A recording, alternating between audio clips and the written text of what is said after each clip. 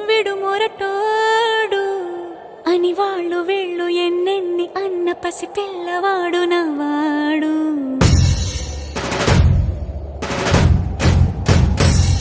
విడుముండోడు అని ఊరు వాడ అనుకున్న గాని మహారాజు నాకు నవ్వాడు.